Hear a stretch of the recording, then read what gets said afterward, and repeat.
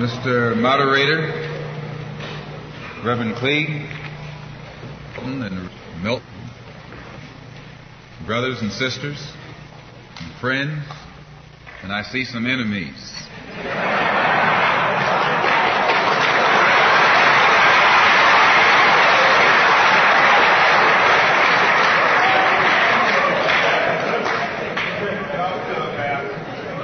In fact, I think we'd be fooling ourselves if we had an audience this large and didn't realize that there were some enemies present. This afternoon, we want to talk about the ballot or the bullet. The ballot or the bullet explains itself. But before we get into it, since this is the year of the ballot or the bullet, I would like to clarify some things that refer to me personally concerning my own personal position. I'm still a Muslim. That is, my religion is still Islam.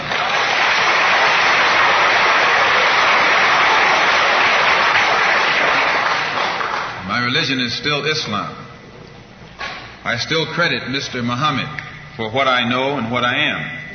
He's the one who opened my eyes. And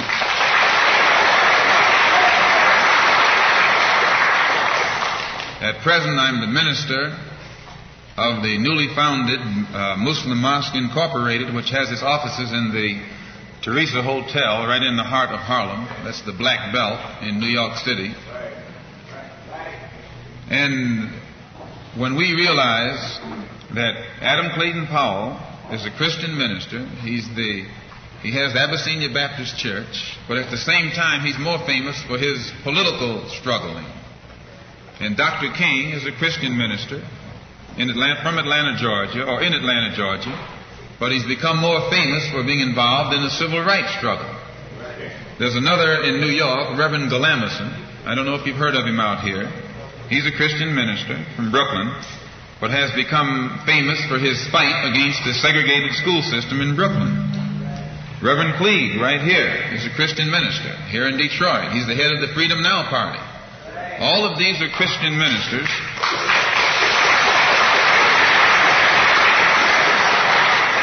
All of these are Christian ministers, but they don't come to us as Christian ministers. They come to us as fighters in some other category. I'm a Muslim minister. The same as they are Christian ministers, I'm a Muslim minister. And I don't believe in fighting today in any one front, but on all fronts.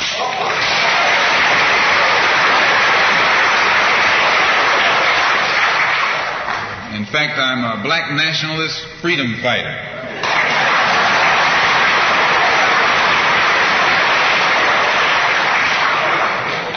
Islam is my religion, but I believe my religion is my personal business.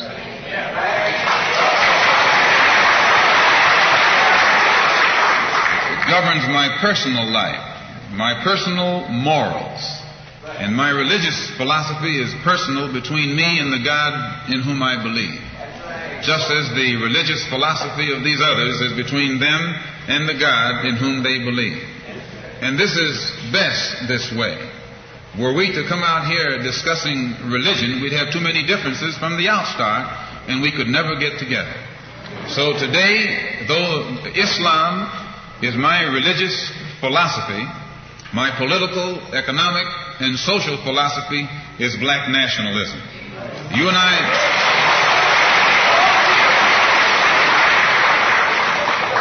As I say, if we bring up religion, we'll have differences, we'll have arguments, we'll never be able to get together. But if we keep our religion at home, keep our religion in the closet, keep our religion between ourselves and our God, but when we come out here, we have a fight that's common to all of us against the enemy who is common to all of us.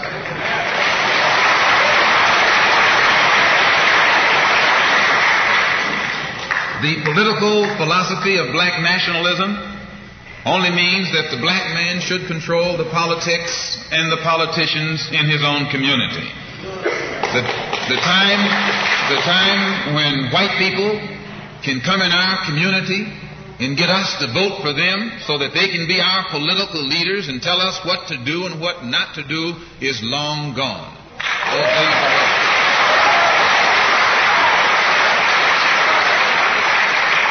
By the same token, the time when that same white man, knowing that your eyes are too far open, can send another Negro into the community, get you and me to support him so he can use him to lead us astray, those days are long gone.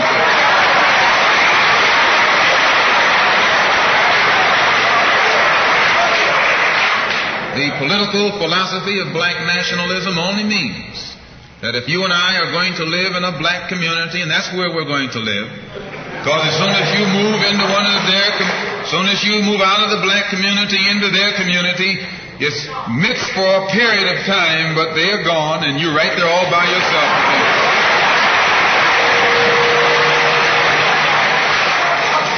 We must understand the politics of our community, and we must know what politics is supposed to produce. We must know what part politics play in our lives. And until we become politically mature, we will always be misled, led astray, or deceived or maneuvered into supporting someone politically who doesn't have the good of our community at heart. So the political philosophy of black nationalism only means that we will have to carry on a political program of re-education to open our people's eyes, make us become more politically conscious, politically mature.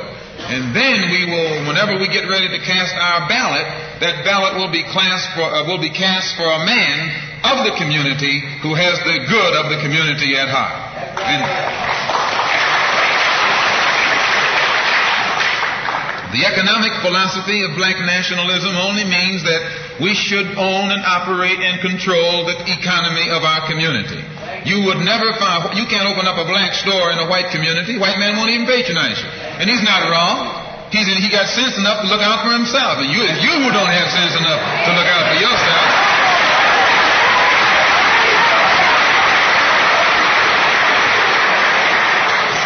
The white man is too intelligent to let someone else come and gain control of the economy of his community. But you will let anybody come in and control the economy of your community. Control the housing, control the education, control the jobs, control the businesses under the pretext that you want to integrate. No, you're out of your mind.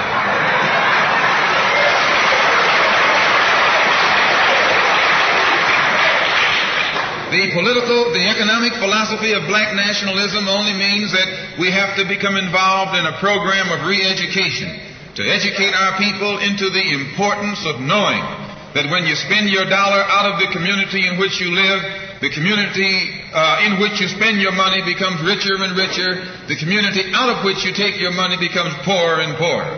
And because these Negroes who have been misled, misguided, are breaking their necks to take their money and spend it with the man. The man is becoming richer and richer, and you're becoming poorer and poorer. And then what happens? The community in which you live becomes a slum. It becomes a ghetto. The conditions become run down. And then you have the audacity to complain about poor housing in a run-down community. Why, you run it down yourself when you take your dollar out.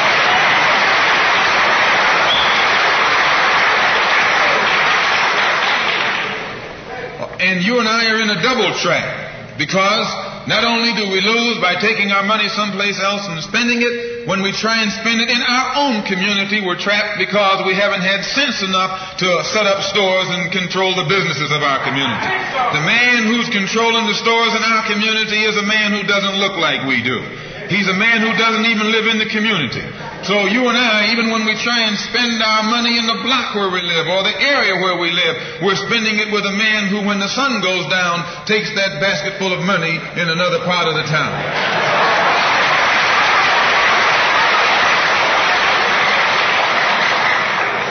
So we're trapped, double trapped, triple trapped. Anywhere we go, we find that we're trapped. And every kind of solution that someone comes up with is just another trap. But the political and economic philosophy of black nationalism, the economic philosophy of black nationalism shows our people the importance of setting up these little stores and developing them and expanding them into larger operations. Woolworth didn't start out big like they are today. They started out with a dime store and expanded and expanded and expanded until today they're all over the country and all over the world, and they're getting some of everybody's money. Now this, what you and I in General Motors, the same way, didn't start out like it is. It started out just a little rat race type operation. And it expanded and expanded until today it's where it is right now. And you and I have to make a start. And the best place to start is right in the community where we live.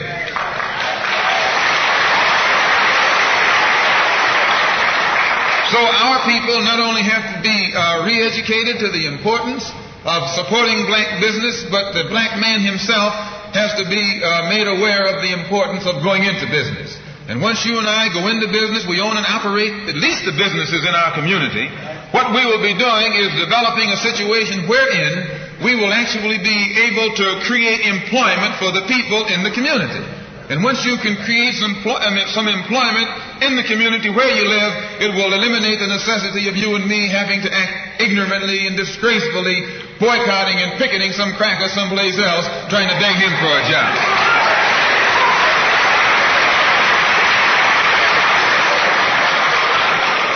Anytime you have to rely upon your enemy for a job, you're in bad shape. And he is your enemy. Anytime, you wouldn't be in this country if some enemy hadn't kidnapped you and brought you here.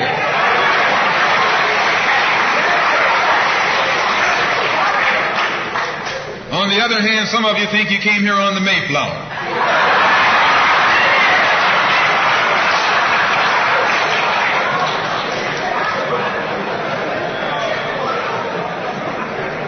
So as you can see, brothers and sisters, today, this afternoon, it's not our intention to discuss religion. We're going to forget religion. If we bring up religion, we'll be in an argument. And the best way to keep away from arguments and differences, as I said earlier, put your religion at home, in the closet. Keep it between you and your God. Because if it hasn't done anything more for you than it has, you need to forget it anyway.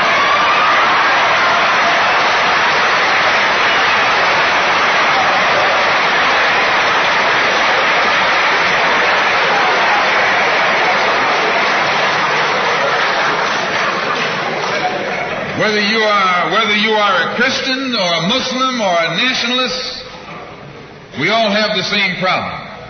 They don't hang you because you're a Baptist, they hang you because you're black.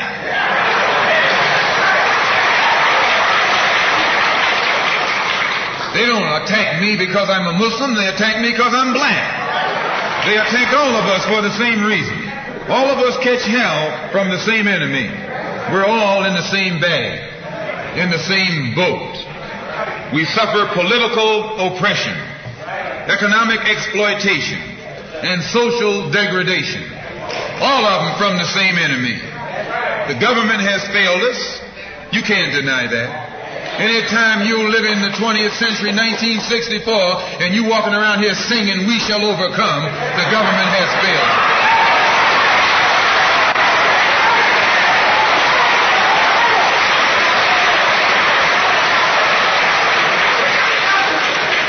This is part of what's wrong with you. You do too much singing.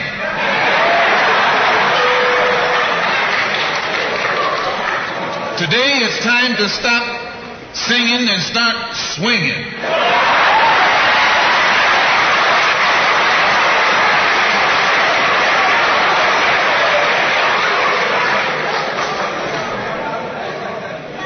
You can't sing up on freedom, but you can swing up on some freedom.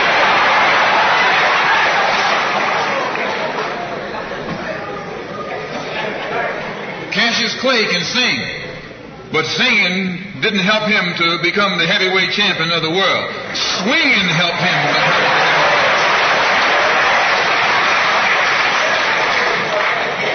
So this government has failed us. The government itself has failed us. And the white liberals who have been posing as our friends have failed us. And once we see that all these other sources to which we've turned have failed, we stop turning to them and turn to ourselves. We need a self-help program. A do-it-yourself philosophy. A do-it-right-now philosophy. It's already too late philosophy. This is what you and I need to get with. And the only way we're going to solve our problem is with a self-help program. Before we can get a self-help program started, we have to have a self-help philosophy. Black nationalism is a self-help philosophy. What's so good about it, you can stay right in the church where you are and still take black nationalism as your philosophy. You can stay in any kind of civic organization that you belong to and still take black nationalism as your philosophy. You can be an atheist and still take black nationalism as your philosophy. This is a philosophy that eliminates the necessity for division and argument. Because if you're black, you should be thinking black. And if you're black and you're not thinking black at this late date, well, I'm sorry for you.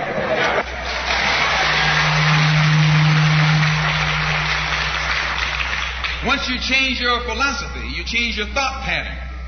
Once you change your thought pattern, you change your attitude. Once you change your attitude, it changes your behavior pattern. And then you go on into some action.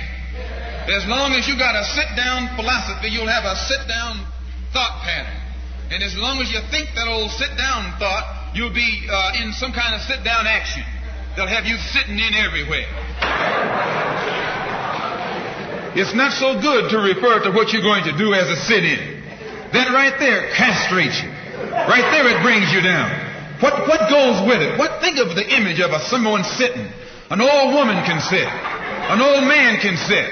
A chump can sit. A coward can sit. Anything can sit. Well, you and I have been sitting long enough, and it's time today for us to start doing some standing and some fighting to back that up.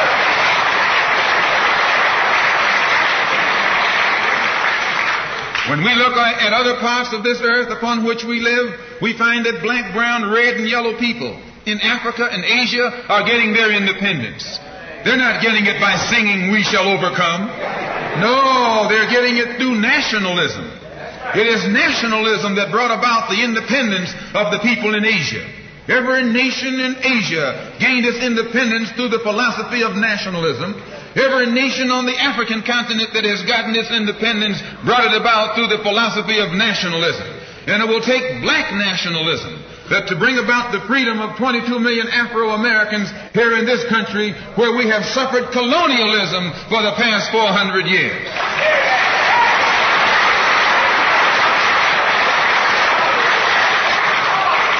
America is just as much a colonial power as England ever was.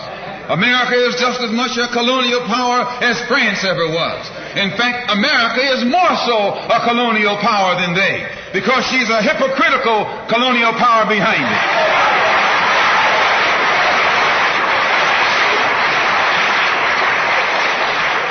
What do you call second-class citizenship? Why, that's colonization. Second-class citizenship is nothing but 20th century slavery. How are you going to tell me you're a second-class citizen? They don't have second-class citizenship in any other government on this earth. They just have slaves and people who are free. Well, this country is a hypocrite. They try and make you think they set you free by calling you a second-class citizen. No, you're nothing but a 20th century slave.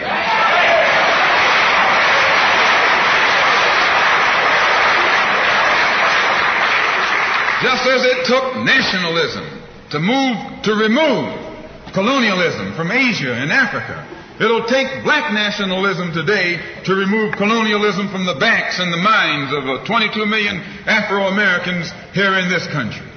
And 1964 looks like it might be the year of the ballot or the bullet.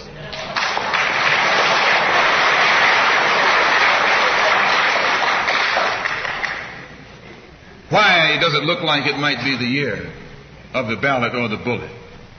Because Negroes have listened to the trickery and the lies and the false promises of the white man now for too long. And they're fed up. They've become disenchanted. They've become disillusioned. They've become dissatisfied.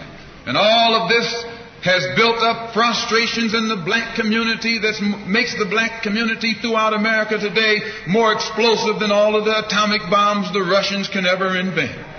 Whenever you got a racial powder keg sitting in your lap, you're in more trouble than if you had an atomic powder keg sitting in your lap. When a racial powder keg goes off, it doesn't care who it knocks out the way. Understand this, it's dangerous. And in 1964, this seems to be the year. Because what can the white man use now to fool us? After he put down that march on Washington, and you see all through that now, he tricked you, had you marching down to Washington. Yes, had you marching back and forth between the feet of a dead man named Lincoln and another dead man named George Washington, singing "We Shall Overcome."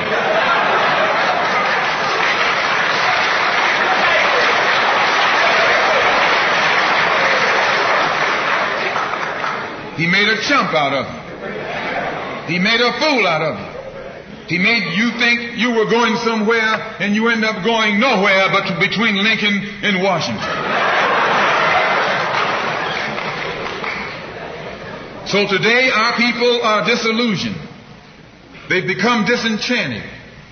They've become dissatisfied. And in their frustrations they want action. And in 1964, you'll see this young black man, this new generation. So today, our people are disillusioned. They've become disenchanted. They've become dissatisfied. And in their frustrations, they want action. You'll see this young black man, this new generation, asking for the ballot or the vote. That old Uncle Tom action is outdated. The young generation don't want to hear anything about the odds are against us. What do we care about odds?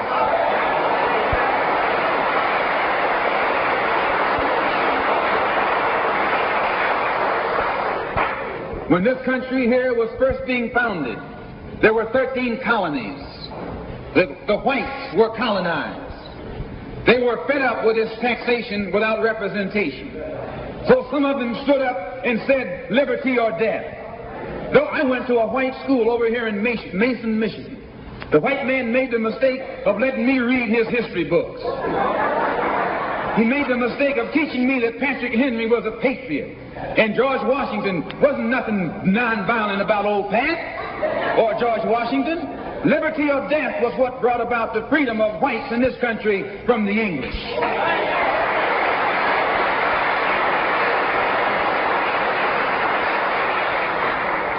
They didn't care about the arts. Why, they faced the wrath of the entire British Empire. And in those days, they used to say that the British Empire was so vast and so powerful when the sun would never set on it. This is how big it was. Yet these 13 little scrawny states, tired of taxation without representation, tired of being exploited and oppressed and degraded, told that big British Empire, liberty or death.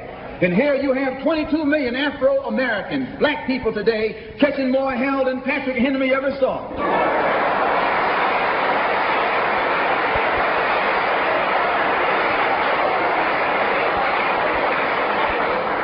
And I'm here to tell you, in case you don't know it, that you got a new generation of black people in this country who don't care anything whatsoever about odds. They don't want to hear you old Uncle Tom handkerchief heads talking about the odds.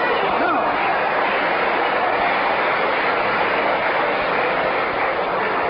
This is a new generation. If they're going to draft these young black men and send them over to Korea or South Vietnam to face 800 million Chinese.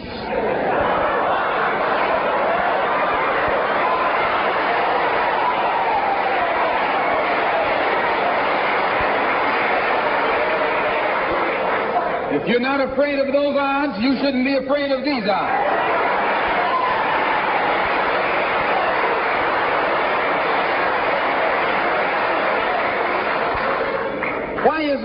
Why does this loom to be such an explosive political year? Because this is the year of politics.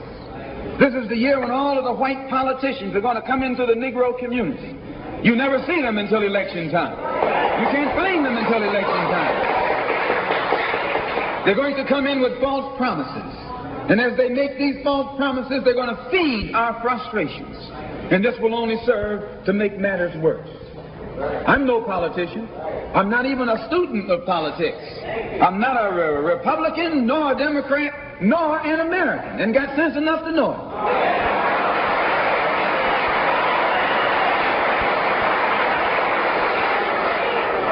I'm one of the 22 million black victims of the Democrats. One of the 22 million black victims of the Republicans, and one of the 22 million black victims of Americanism.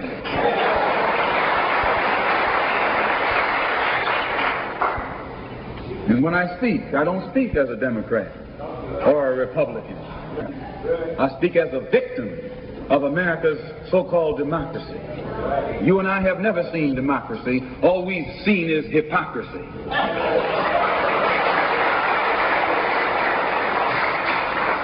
When we open our eyes today and look around America, we see America not through the eyes of someone who has enjoyed the fruits of Americanism.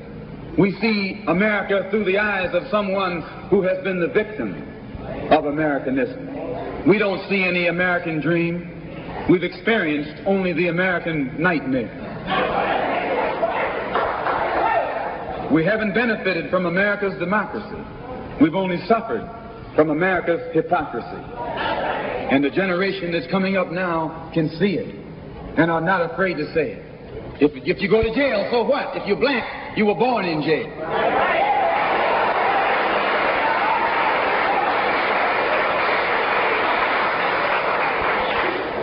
If you black, you were born in jail.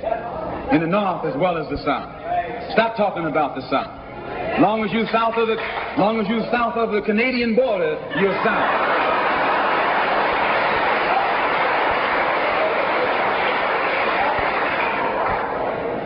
Don't call Governor Wallace a Dixie governor. Romney is a Dixie governor.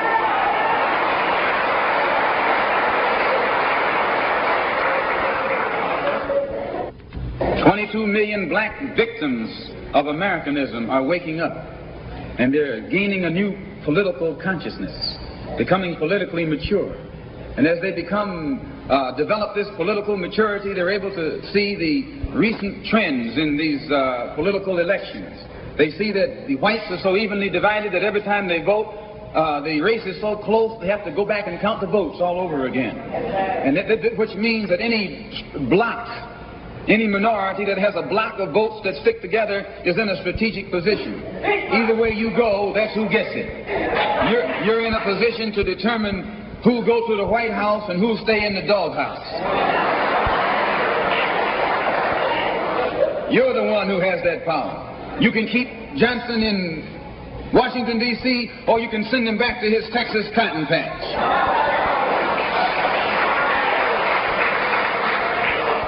You're the one who sent Kennedy to Washington. You're the one who put the present Democratic administration in Washington, D.C. The whites were evenly divided. It was the fact that you threw 80% of your votes behind the Democrats that put the Democrats in the White House. When you see this, you can see that the Negro vote is the key factor. And despite the fact that you are in a position to be the determining factor, what do you get out of it? The Democrats have been in Washington, D.C. only because of the Negro vote. They've been down there 4 years. And all other legislation they wanted to bring up, they brought it up and gotten it out of the way, and now they bring up you. And now they bring up you. You put them first and they put you last. Because you're a chump.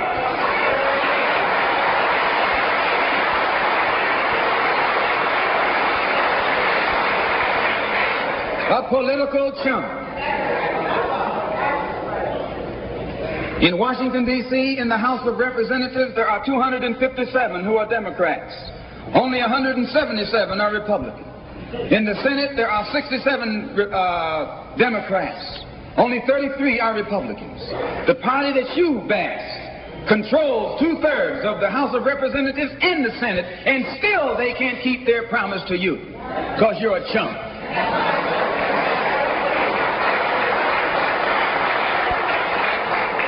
Anytime you throw your weight behind a political party that controls 2/3 of the government, and that party can't keep the promise that it made to you during election time, and you're dumb enough to walk around continuing to identify yourself with that party, you're not only a chump, but you're a traitor to your race.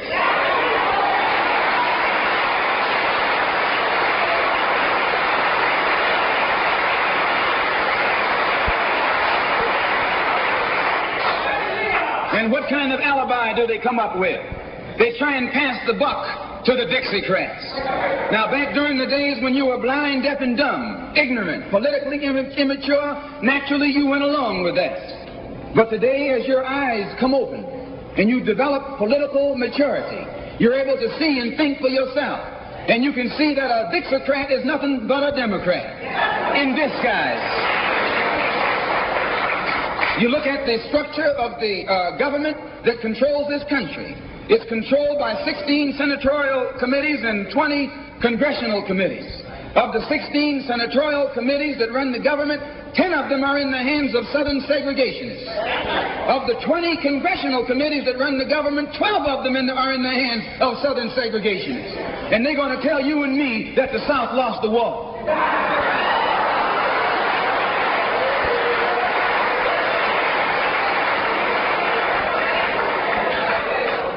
Today are in the hands of a government of segregationists, racists, white supremacists, who belong to the Democratic Party but disguise themselves as Dixiecrats. A Dixiecrat is nothing but a Democrat. Whoever runs the Democrats is also the father of the Dixiecrats, and the father of all of them is sitting in the White House.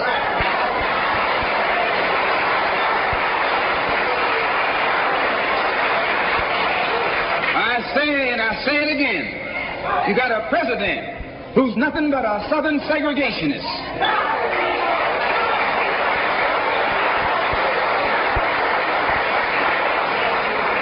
From the state of Texas. They'll lynch you in Texas as quick as they'll lynch you in Mississippi. Only in Texas, they lynch you with a Texas accent. In Mississippi, they lynch you with a Mississippi accent. And the first thing the cracker does when he comes in power, he takes all the Negro leaders and invites them for coffee to show that he's all right. And those Uncle Toms can't pass up the coffee.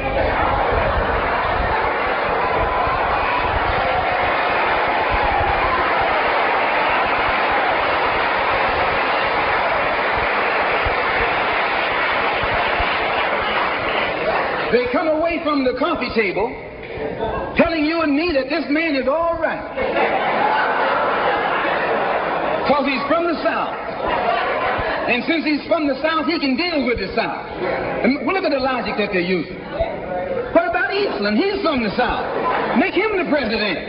If Johnson is a good man because he's from Texas, and being from Texas will enable... If Johnson is a good man because he's from Texas, and being from Texas will enable him to deal with the South, Eastland can deal with the South better than Johnson.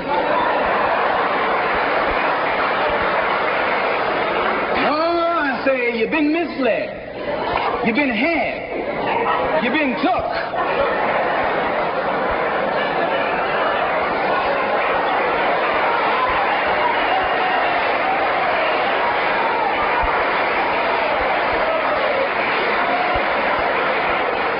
I was in Washington a couple of weeks ago while the senators were filibustering. And I noticed in the back of the Senate a huge map. And on this map, it showed the distribution of Negroes in America. And surprisingly, the same senators that were involved in the filibuster were from the states where there were the most Negroes. Why were they filibustering the civil rights legislation? Because the civil rights legislation is supposed to guarantee voting rights to Negroes in those states. And those senators from those states know that if the Negroes in those states can vote, those senators are down the drain.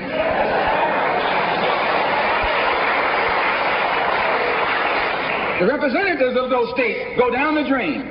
And in the Constitution of this country, it has a stipulation wherein whenever the rights, the voting rights of people in a certain district are violated, then the representative who's from that particular district, according to the Constitution, is supposed to be expelled from the Congress. Now, if this particular aspect of the Constitution was enforced, why, you wouldn't have a cracker in Washington, D.C.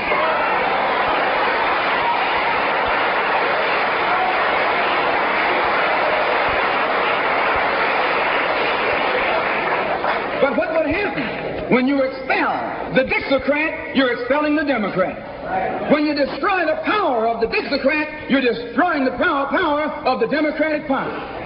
So how in the world can the Democratic Party in the South actually side with you in sincerity when all of its power is based in the South? These Northern Democrats are in cahoots with the Southern Democrats.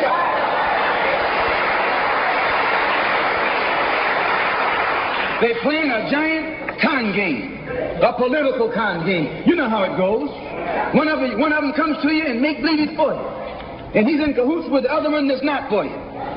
Why? Because neither one of them is for you. But they got to make you go with one of them or the other. So this is a con game. And this is what they've been doing with you and me all these years. First thing Johnson got off the plane, when he became president, he asked, "Where's Dickie?" You know who Dickie is? Dickie is old Southern cracker Richard Russell. Look here. Yes.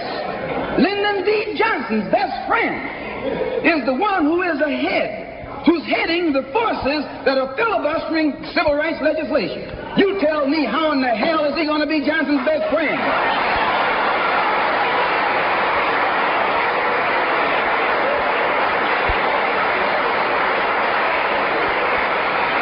How can Johnson be his friend and your friend too? No, that man is too tricky. Especially if his friend is still old Dickie.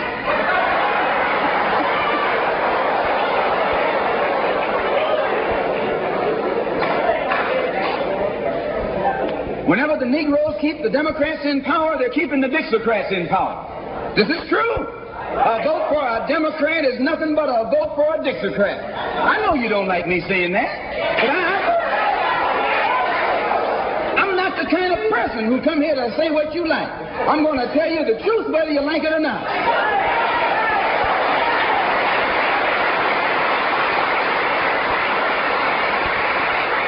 Up here in the North, you have the same thing.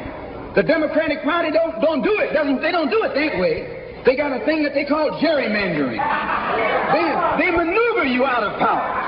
Even though you can vote, they fix it so you're voting for nobody. They got you going and coming. In the South, they're outright political wolves. In the North, they're political foxes. A fox and a wolf are both canine. Both belong to the dog family.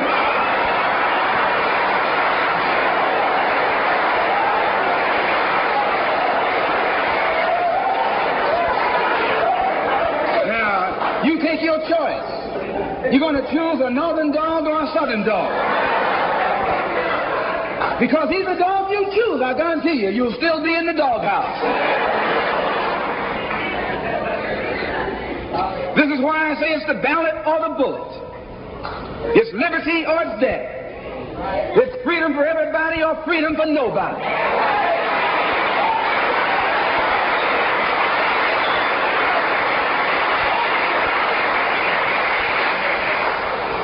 America today finds herself in a unique situation. Historically, revolutions are bloody. Oh, yes, they are. They haven't never had a bloodless revolution or a nonviolent revolution. That don't happen even in Hollywood.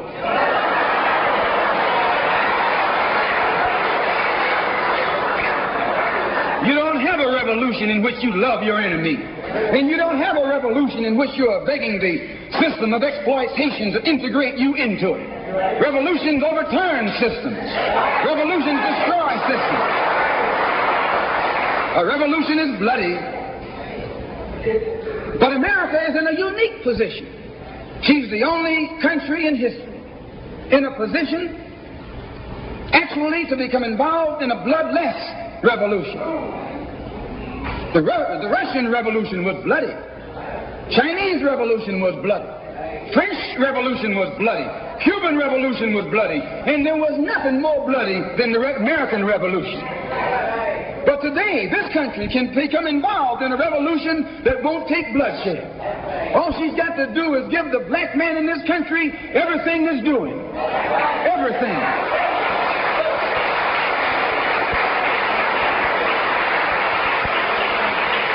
I hope that the white man can see this. Because if you don't see it, you're finished.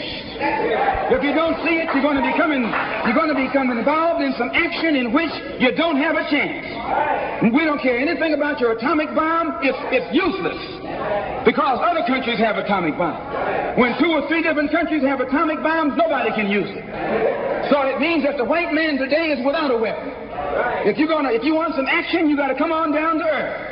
And there's more black people on earth than there are white people on earth.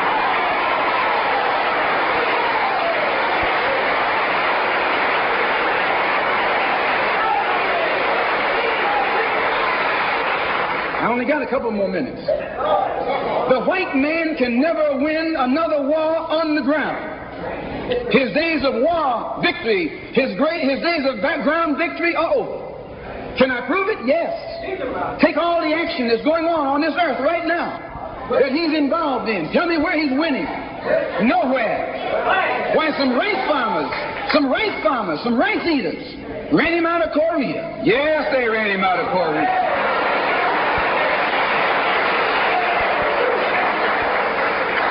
Rice eaters with nothing but gym shoes and a rifle and a bowl of rice.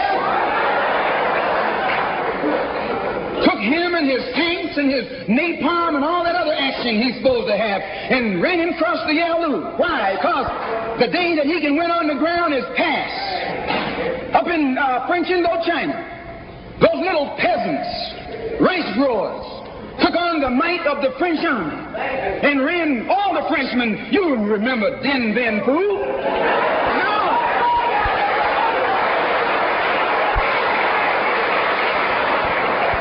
The same thing happened in Algeria, in Africa. They didn't have anything but a rifle. The French had all these highly mechanized instruments of warfare. But they put some guerrilla action on. And a white man can't fight a guerrilla warfare. Guerrilla action takes heart, takes nerve, and he doesn't have that.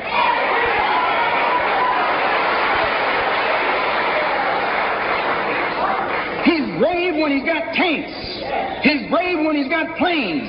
He's brave when he's got bombs. He's brave when he got a whole lot of company along with him. But you take that little man from Africa and Asia, turn him loose in the woods with a blade.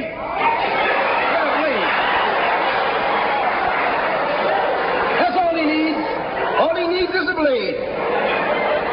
And when the sun comes down, goes down, and it's dark, it's even Steven.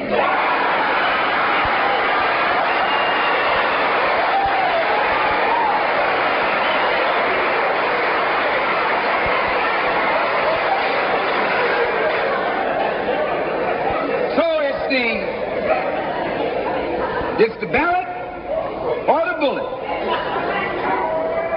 Today our people can see that we're faced with a government conspiracy. This government has failed us. The senators who are filibustering concerning your and my rights, that's the government. Don't say it's Southern senators, this is the government. This is the government filibuster. It's not a segregationist filibuster. It's a government filibuster. Any kind of activity that takes place on the floor of the Congress or the Senate, that's the government. Any kind of dilly-dallying, that's the government. Any kind of pussyfooting, that's the government. Any kind of act that's designed to delay or deprive you and me right now of getting full rights, that's the government that's responsible. And anytime you find the government involved in a conspiracy to violate the citizenship or the civil rights of a people, then you are wasting your time going to that government expecting redress. Instead, you have to take that government to the world court and accuse it of genocide and all of the other crimes that it is guilty of today.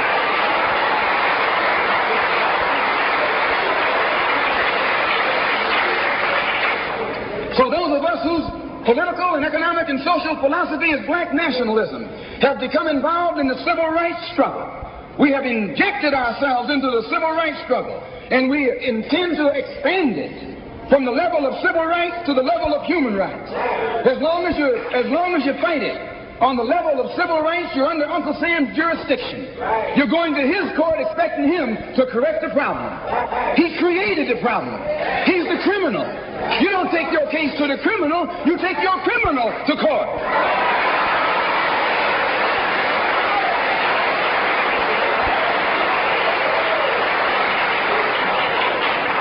When the government of South Africa began to trample upon the human rights of the people of South Africa, they were taken to the UN. When the government of Portugal began to trample upon the rights of our brothers and sisters in Angola, it was taken before the UN. Why, even the white man took the Hungarian question to the UN, and just this week, Chief Justice Goldberg was crying over 3 million Jews in Russia about their human rights, charging Russia with violating the UN Charter because of its mistreatment of the human rights of Jews in Russia. Now you tell me, how can the plight of everybody on this earth reach the halls of the United Nations and you have 22 million Afro-Americans whose churches are being bombed, whose little girls are being murdered, whose leaders are being shot down in broad daylight? Now you tell me why the leaders of this struggle have never taken it before the United Nations.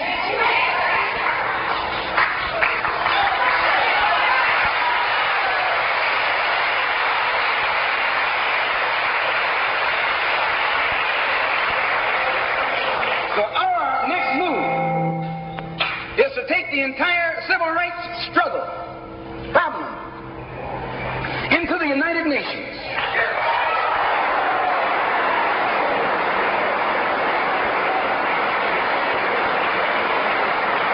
And let the world see that Uncle Sam is guilty of violating the human rights of 22 million Afro-Americans, and still has the audacity or the nerve to stand up and represent himself as the leader of the free world.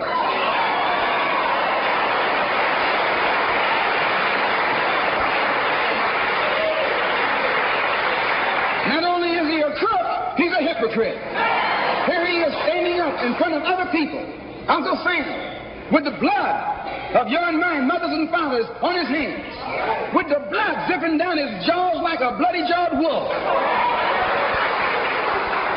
and still got the nerve to point his finger at other countries. You can't even get civil rights legislation. And this man has got the nerve to stand up and talk about South Africa, or talk about Nazi Germany, or talk about Portugal. No more days like those.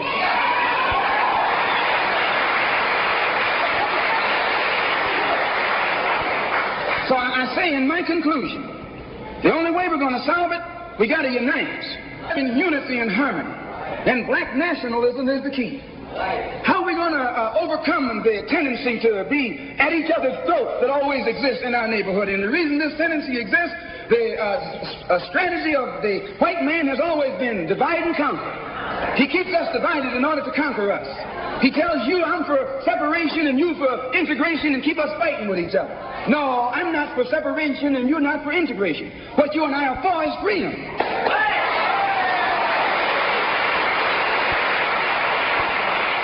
Only you think that integration will get you freedom. I think separation will get me freedom. We both got the same objective. We just got different ways of getting at it. So I studied this man, Billy Graham, who preaches white nationalism. That's what he preaches.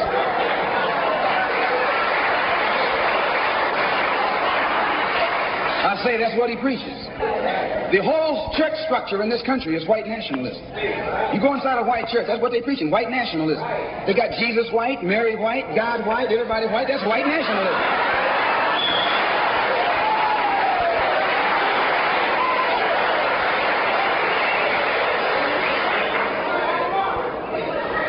So what he does, the way he circumvents the jealousy and envy that he ordinarily would incur among the heads of the church. Whenever you go into an area where the church already is, you're going to run into trouble.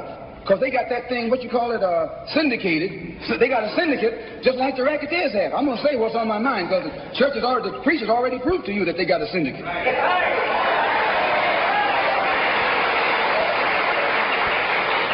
And when you're out in the rackets, whenever you're getting in another man's territory, you know, they gang up on you. And that's the same way with you. You run into the same thing. So how Billy Graham gets around that, instead of going into somebody else's territory like he's going to start a new church, he doesn't try and start a church. He just goes in preaching Christ. And he says, everybody who believes in him, you go wherever you find him. So this helps all the churches, and so since it helps all the churches, they don't fight him. Well, we're going to do the same thing, only our gospel is black nationalism. His gospel is white nationalism, our gospel is black nationalism. And the gospel of black nationalism, as I told you, means you should control the politics of your community, the economy of your community, and all of the society in which you live should be under your control. And once you feel that this philosophy will solve your problem, go join any church where that's preached. Don't join a church where white nationalism is preached. Now you can go to a Negro church and be exposed to white nationalism. But when you walk in a Negro church and a white Mary and some white angels, that Negro church is preaching white nationalism.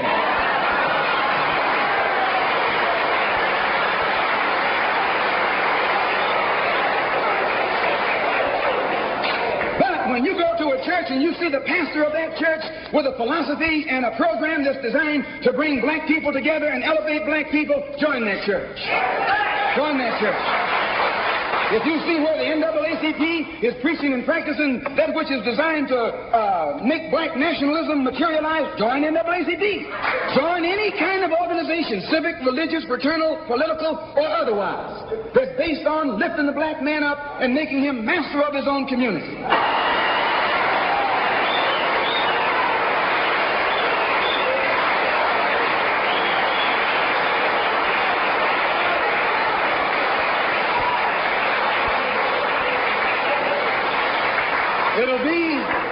It'll be the ballot, or it'll be the vote. It'll be liberty, or it'll be death. And if you're not ready to pay that price, don't use the word freedom in your vocabulary.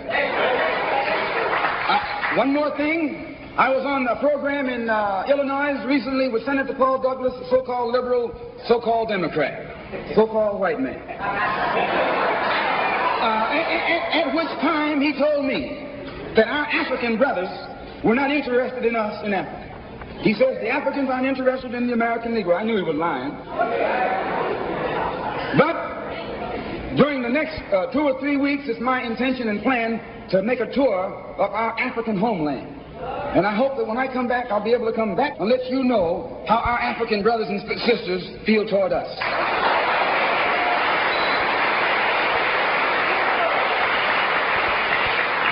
And I know before I go there that they love us. We're one. We're the same. The same man who has colonized them all these years colonized you and me too. All these years. And all we have to do now is wake up and work in unity and harmony, and the battle will be over. I want to thank the Freedom Now Party and the Goal. I want to thank Milton and Richard Henry for inviting me here this afternoon, and also Reverend Clegg. And I want them to know that anything that I can ever do at any time to work with anybody in any kind of program that is sincerely designed to eliminate the political, the economic, and the social evils that confront all of our people in Detroit and elsewhere, all they got to do is give me a telephone call and I'll be on the next jet right on into the city.